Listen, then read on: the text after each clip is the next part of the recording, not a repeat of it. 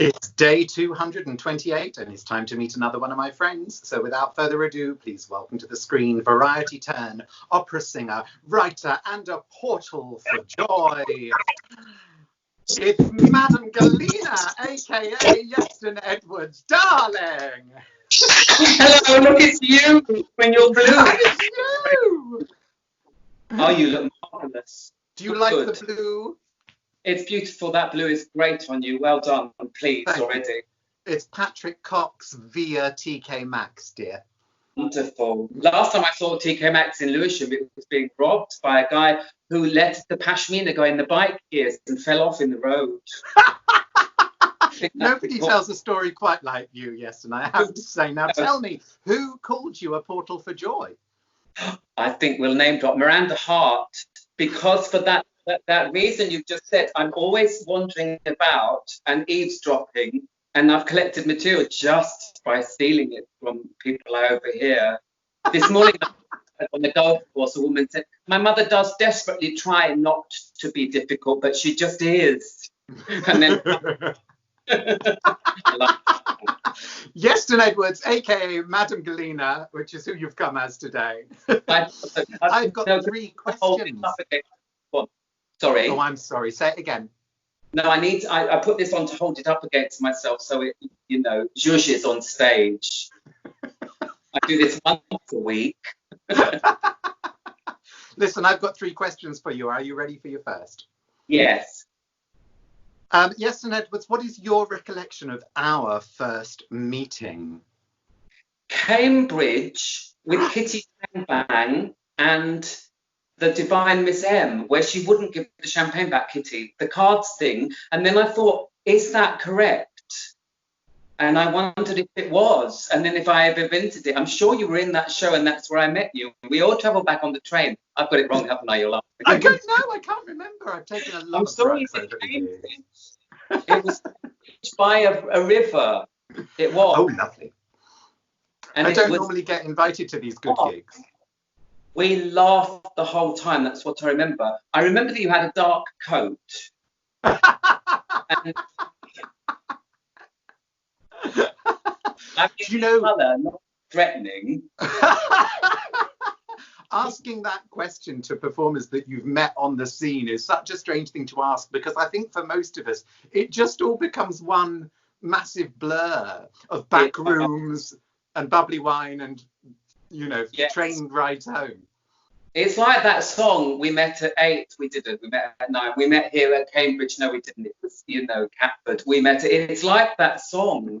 Oh yes, I remember it well. I'm really sure I tuned into it and thought, no, it was that Cambridge one where Kitty did a champagne act, and as she was going, this very assiduous stage manager, of course, tried to take the prop as he thought, and she went, get off, that's for the train. Brilliant.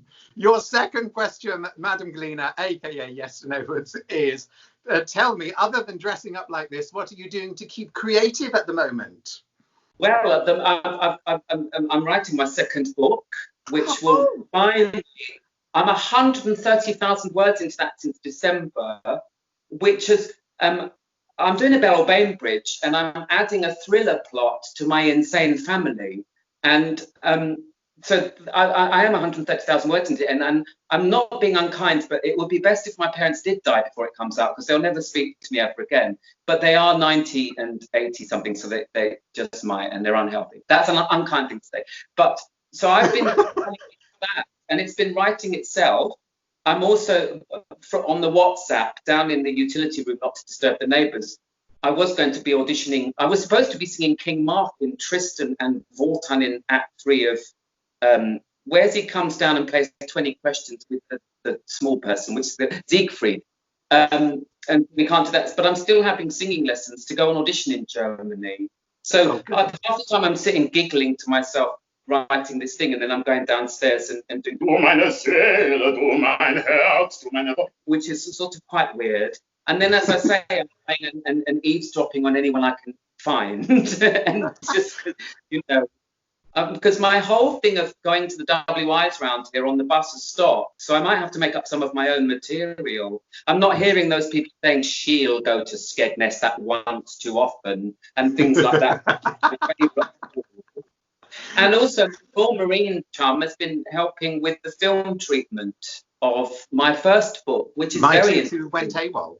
He's very, I've forgotten how macabre he is, because he's been having lots of arguments. The film producers have spoken to him, and of course every time he shouted at me and threatened to duff me in a hull tank and all of that, they assume, because he's a very rough Royal Marine, that it was for homophobic and he said there were lots of individual reasons to hate him and not the blanket of his sexuality, I promise. And credit me with imagination, because if I'd had to have him killed, then I would have done, I'd have blown him up, taken him out of the base, and then staged it like he had been involved in the, in the crossfire with a mother out there on killing her daughter, blowing up the gas ovens, which they do. I just needed to flick some tagine at him to make it believable.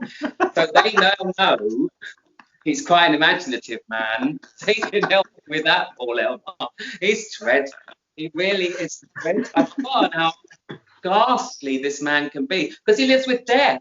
So nothing for him is a bad joke. Other than he's not going to be accused of homophobia. I never had that from him. One of the comedians was homophobic to me, and he dressed him down. You've never heard anything more calm and cold, and don't ever repeat that again on my watch from this War Marine. 6'2", baby face by Rocky about prop.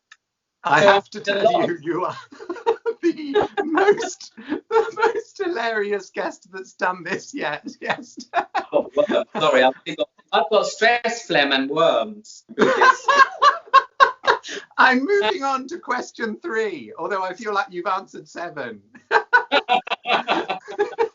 The third question is, what are you looking forward to doing that you can't do at the moment?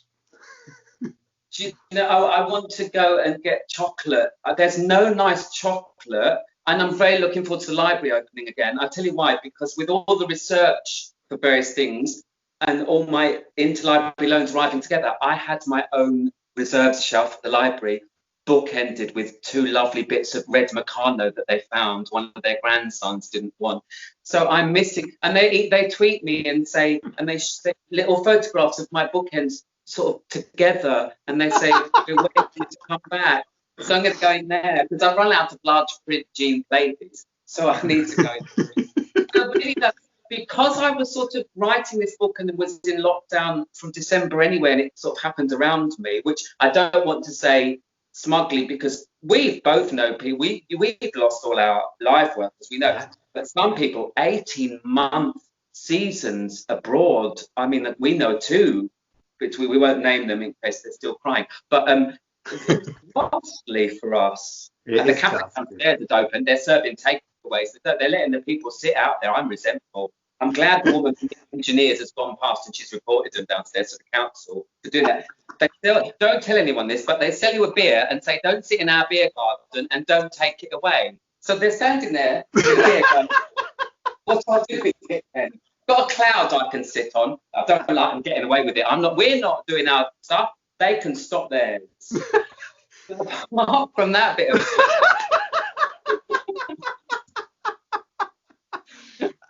So, look, we're running out of time before you answer another question I haven't asked. Now, guys, don't forget to press the subscribe button if for any reason you'd like to see more stuff like this.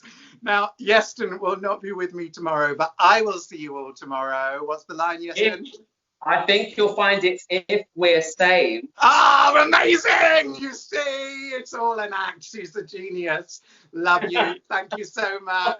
Thank you, love you. Cheers, me. Thank you. Bye.